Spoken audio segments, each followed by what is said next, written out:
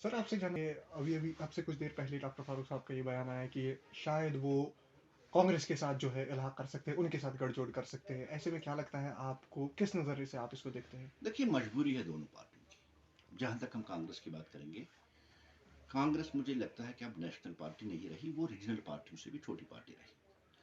आप यूपी में देखिए, 17 सीटों पे उसने कॉम्प्रोमाइज कर दिया। आप वेस्ट बंगाल देखिए, 7 सीटों पे उसने कॉम्प्रोमाइज किया। और ऐसे ही देश की मुख्तलिफ यहाँ स्टेट्स में उसने जो छोटी छोटी रीजनल पार्टीज हैं, उन रीजनल पार्टीज के साथ मिलके 2, 3, 4, 5 सीटों पे उन्होंने कॉम्प्रोमाइज कर दिया। और इसका सीधा सा मतलब है कि कांग्रेस अब कभी कहीं रही नहीं।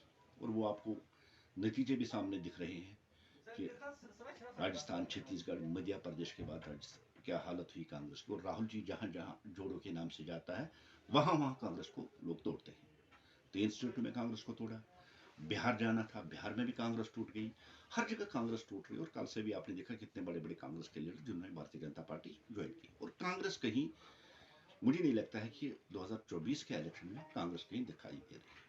जहां तक 2019 की बात करें, 40 सीटों पर कांग्रेस रह चुकी थी, सिमट गई थी। और अपोजिशन का स्टेटस उनको मुल्क में नहीं मिला है। और इस बार मुझे लगता है कि जिस तरह से कांग्रेस रीजनल पार्टियों के साथ प्री पोल अलायंस कर रहा है, मुझे लगता है 30-35 सीटें जहां कांग्रेस इलेक्शन लड़ना चाहती है, और वो नेशनल पार्टी से अब सीधे लेवल तक आ गई है। और वही हालत नेशनल कॉन्फ्रेंस की भी हो चुकी है। जम्मू कश्मीर बड़े बड़े लीडर नेशनल कॉन्फ्रेंस को छोड़ के भारतीय जनता पार्टी ज्वाइन कर रही है। इसलिए इनकी मजबूरी बनती है कि आपस में एक साथ मिलके भारतीय जनता पार्टी के खिलाफ इलेक्शन लड़े।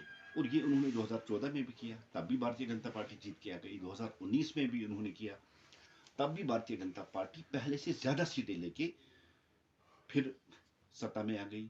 भारतीय जनता पार्टी की सीटें भी बढ़ी और एनडीए की सीटें भी बढ़ी है। और आने वाला 2024 का इलेक्शन है, उसमें भारतीय जनता पार्टी 400 पार लेके सीटें लेके जाएगी। और जिस तरह हम देश का मिजाज और देश का माहौल देख रहे हैं, हर जगह नरेंद्र मोदी ही की लहर चल रही है। और जम्मू कश्मीर भी इस लहर से अछूता नहीं। इसलिए लीडर दूसरी पार्टी को छोड़कर, खासकर नेशनल कॉन्फ्रेंस और कांग्रेस को छोड़कर भारतीय जनता पार्टी में आ रही हैं। और अभी डॉक्टर फारूक साहब खुद दबे अल्फाज में इस बात का इकरार कर रहे हैं कि वो कह रहे हैं कि अल्लाह करे। और मुझे लगता है कि फारूक साहब ने हार मान ली है। और जहां तक प्री पोल अलायंस का, ये कभी बात बन ही नहीं सकती। नेशनल कॉन्फ्रेंस 3, पीडीपी को दे रहे हैं 1 सीट और कांग्रेस को दे रहे हैं 1 सीट। मुझे बताइए, यही नेशनल कॉन्फ्रेंस, यही कांग्रेस जहां कल तक दावे कर रही थी कि जम्मू कश्मीर की 5 और लद्दाख की 1 सीट, 6 सीटों में हम 7 सीटें जीतेंगे, ये 6 में 7 सीटें ढूंढ रहे थे जीतेंगे। आज यही पार्टियां, जब इनको लगा कि हम इतने कमजोर हो चुके हैं, हम भारतीय जनता पार्टी का मुकाबला नहीं कर सकते, इसलिए एक साथ आके भारतीय जनता पार्टी के खिलाफ इलेक्शन लड़ने की कोशिश की कर रही। लेकिन जहां तक मेरा अंदाजा है, उपकार गठबंधन तब भी ये पार्टियां साथ थी, वो भी टूट गया। ऑल पार्टीज अलायंस वो भी टूट गया। और अब जो ये प्रीपोल अलायंस बनाने की कोशिश करे, ये कभी मैच वर्क नहीं होगा।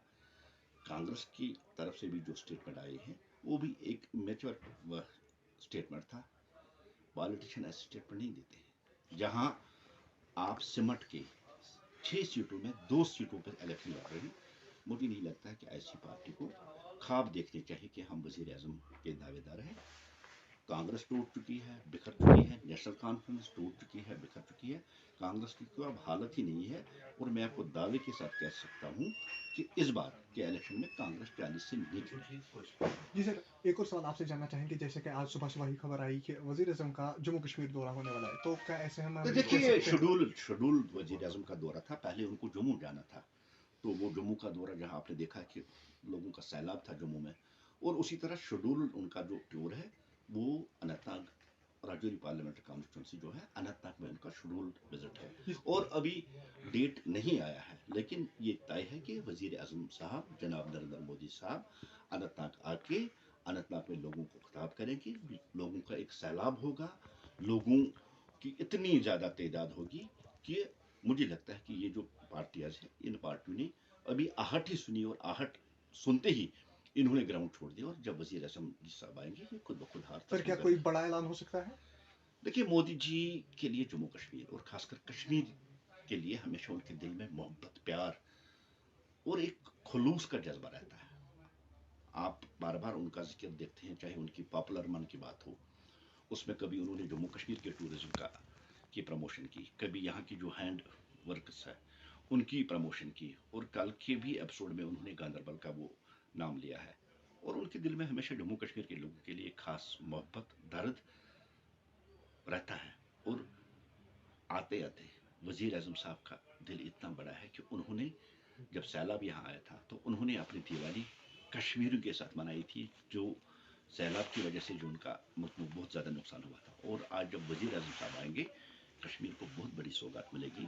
जिस तरह परसों उन्होंने ट्रेन दी, और भी बड़ी सौगातें मिलने वाली है।